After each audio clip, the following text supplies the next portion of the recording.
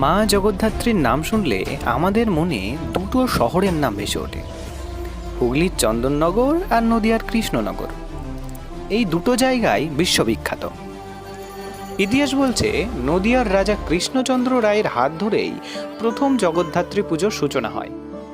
কিন্তু তখন কোনো দেবী মূর্তি ছিল না, কেবল মঙ্গল ঘটে পুজো হতো।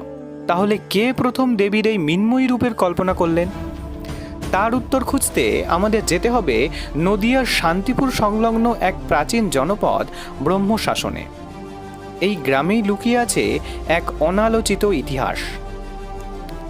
1802 সাল নাগাদ রাজা গিরিশচন্দ্রের সভার পণ্ডিত চন্দ্রচূড় তর্কচূড়ামণি এই গ্রাম ব্রহ্মশাসনে পঞ্চমন্ডির আসনে বসে সাধনা করেন। কথিত আছে এই কামরাঙা গাছের নিচেই ব্রহ্ম মুহূর্তে দেবীর মিন্ময়ী রূপের দর্শন পান। দেবীর গায়ের রং ছিল উষাকালের সূর্যের মতো অগ্নিবর্ণা। সেই দর্শন মেনেই ব্রহ্মশাসন গ্রামে দেবী জগদ্ধাত্রীর মূর্তি গড়ে পুজো শুরু হয়।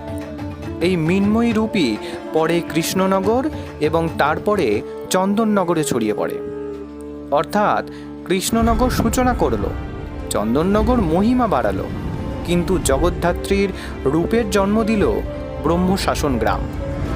ঐতিহ্যের এই অনালোচিত ইতিহাস বহন করেই এই প্রত্যন্ত গ্রাম আজও ভক্তি আর আলোয় উজ্জ্বল রয়েছে।